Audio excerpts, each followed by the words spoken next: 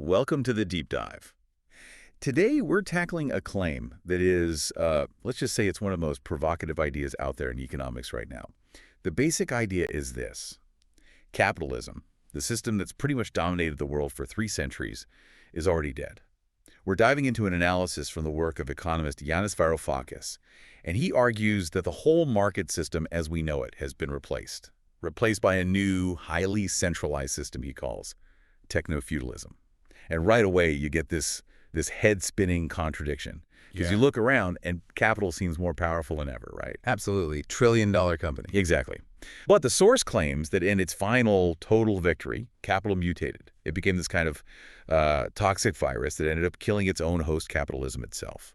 And here's the kicker, the part that makes this so important to grasp right now. This isn't some forecast for the future. Right. It's not a prediction. No. The argument is that this massive shift has already happened over like the last 10 to 15 years. It's happening right now, under the surface of the economy we think we know. And that's really our mission for this deep dive, to get into the nuts and bolts of this hypothesis. The idea that a totally new system for, producing value, distributing it, and fundamentally for controlling power has just sprung up. To really get it, though, we have to trace the history. We have to go back and look at the last great transformation to see this new one clearly. Okay, let's unpack this. The source material points out that this claim that capitalism has already been, overthrown, it made a lot of people angry, especially people on the left who felt like, wait, we were supposed to be the ones to do that. A bit of an anticlimax for them. Right. But to understand why it's called technofeudalism, we absolutely have to set that historical baseline. We need to define how power worked in the 2 previous systems, so feudalism and then capitalism. Because when you see that stark contrast, this new mutation we're living through, it really just snaps into focus. So let's start there. Feudalism. What was the core principle? What defined power back then? Under feudalism, the system's power was, it was incredibly simple. All forms of power, economic, political, legal, your social standing, everything, it all sprang directly from a single source. Land ownership. Land ownership. If you controlled the land, you controlled society. Full stop. The wealth that was accumulated in this system, it wasn't profit. It was called ground rent. Ground rent. Yeah, it wasn't money you made from being innovative or efficient. It was just a fee you collected because you owned the scarce resource, which was the land itself. Can you give us a concrete example? Like, how did that actually play out for a regular person? Well, the landowner had the political power to just send the sheriff to your farm. And that sheriff would collect the ground rent, which could be a huge share of your harvest. Wow. Or if you were, say, an artisan with a small workshop, you were charged a fee just for the right to operate on the estate. You were paying just to exist and work there. So owning the dirt was literally the ultimate lever of control.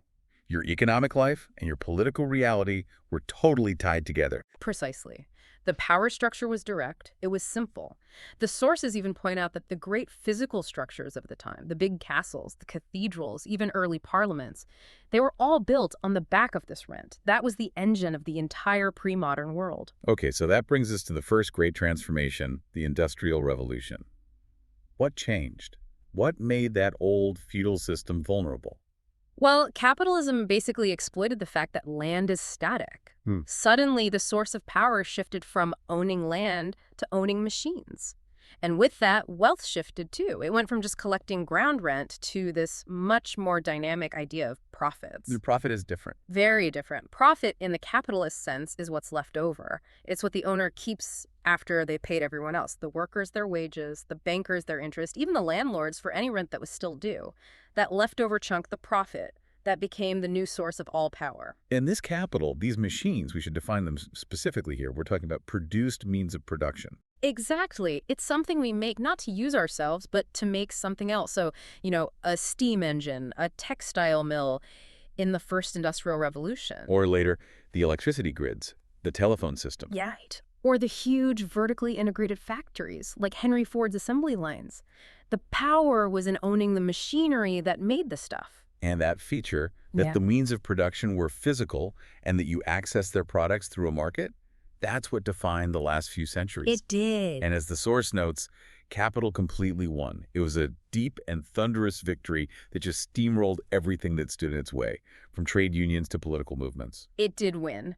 But this is where the story gets really ironic. The source argues that capital's victory was so total, it ended up destroying itself. A Pyrrhic victory. Exactly. I mean, look at the 2008 financial crisis. That was the ultimate failure of neoliberalism, the idea that markets always know best. The market just completely imploded. I remember. The governments had to step in with these massive bailouts, temporarily nationalizing huge parts of the financial system. And that's the pivot point. Right after 2008, while all the governments were busy rescuing the old traditional capitalist sectors, a rescue, by the way, that was bigger than anything Lenin ever tried, something else was happening in the background. The cloud giants. The cloud giants were quietly consolidating their new infrastructure, completely unchecked. So while we were propping up the old system, the ground was literally shifting underneath it. And that ground is what we call the cloud. Yes, and we have to be really clear about this. When we say, I'll upload something to the cloud, it's a metaphor. It makes it sound so, light and airy, digital. But it's not. It's physical. It's massive machinery. It's the most massive, expensive machinery ever built. We are talking about fiber optic cables crisscrossing the entire globe, deep in our oceans. We're talking about cell towers everywhere, and these gigantic football field-sized server farms. The source mentions visiting a Microsoft server farm that was 1.5 kilometers long, underground, built like something out of a James Bond movie. This isn't just tech, it's a colossal physical infrastructure. Okay, so if it's still just machinery, really, really big machinery, why is it fundamentally different? Why isn't this just, capitalism 2.0? Because of how we engage with it. Under the old capitalism, your relationship with the machinery was always through the market. Right. If you wanted a car from Ford's factory, you went to a car dealership, a market, to buy it. You wanted a Big Mac, you went to the franchise. You interacted with the product, not the machine, via a market. You never had a conversation with the industrial robot on the assembly line. You never did. But now, with the owners of this cloud capital, your Google, Amazon, Meta, they engage us directly with the machinery itself. There's no market in between you and their platform, at least not for that initial interaction. Here's where it gets really interesting. Yeah. Because that direct link changes everything. It's not a transaction anymore. It's a training session. I mean, think about something like an Amazon Alexa on your counter. You give it orders, right? Play music, buy paper towels, what's the weather? It seems like a servant. It acts like one. But it's actually an interface, a direct portal to Amazon's huge cloud capital. And that portal starts what the source calls a dialectical process. It's a constant training loop. The machine takes your command, it learns, it accesses the global cloud, and then it comes back with a result. It's always trying to learn how to serve your next need better. So it's a feedback loop. Your data makes the machine smarter, and the smarter machine then gets better at influencing your next decision. It's not like old advertising that just shouted at you. This is an active system that learns from you to become a part of you. And the result is, honestly, it's uncanny. I've noticed my Spotify recommendations are almost always perfect now. Amazon suggests books that I almost always end up loving. The machine knows my taste better than some of my friends do. And that builds trust. Subconscious trust, yeah. That trust is the magic ingredient. Because once it's there, you start to just act on the algorithm's advice. You type electric bicycle into the search bar, and the algorithm, the algo, gives you a perfectly curated list. And you're not in a marketplace anymore. You don't really shop around. You just click the button, and the thing just magically appears at your doorstep. Exactly. The market has been bypassed. And that leads to the critical idea that justifies this term, technofeudalism. The source describes a platform like Amazon as a cloud fiefdom. Hold on, though. Isn't that just a really, really effective monopoly? How is this different from, say, Standard Oil 100 years ago? That is the essential question. Standard Oil was a monopoly, sure, but it still had to operate within a capitalist market framework. It competed, even if it was unfairly. There was still a decentralized space out there. But a cloud fiefdom is different. It is the space. It has buyers and it has sellers, but it's not decentralized. You can't talk to other buyers. You can't just pick any seller you want. The platform owner sets every rule, owns the algorithm, and controls the entire interaction. It's not a market anymore. It's a centrally controlled estate. So what does this all mean? If we're in this cloud fiefdom and the cloud owner didn't make the product, how are they getting paid? How does the wealth extraction actually work? And this is the both the genius and the cruelty of the system. It's a mechanism of algorithmic rent extraction. The owner of the cloud capital, your Bezos, your Zuckerberg, they collect a huge percentage of the price you pay for that product. The sources suggest that for some platforms, that cut can be as high as 40% of the item's price. sometimes more. 40%. That is a massive chunk. So who's losing out in that transaction? The original capitalist.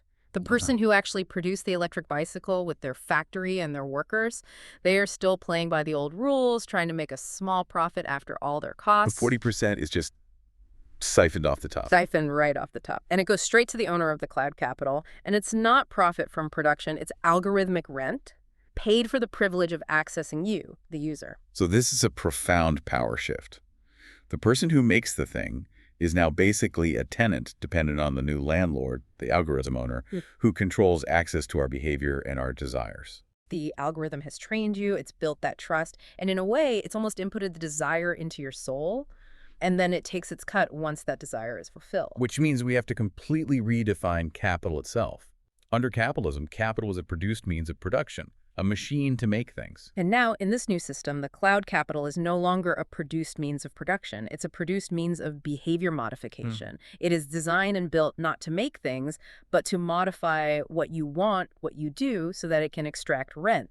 And that, the source argues, is the final nail in capitalism's coffin. That is a staggering framework to think about. We've moved from power coming from ground rent in feudalism to power from industrial profit in capitalism, and now to power that comes from modifying behavior and siphoning off algorithmic rent in technofeudalism. And I think the key thing for you, the listener, to take away is just how fast and how subtle this has all been.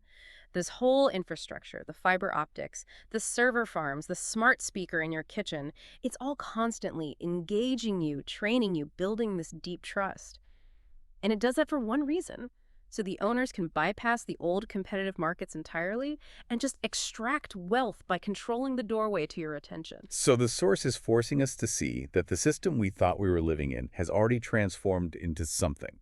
Well, something very different, something far more centralized and extractive. Which leaves us with a final thought.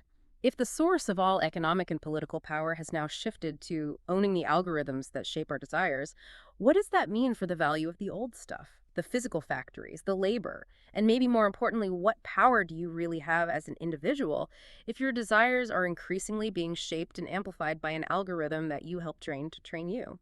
Something to think about until the next deep dive.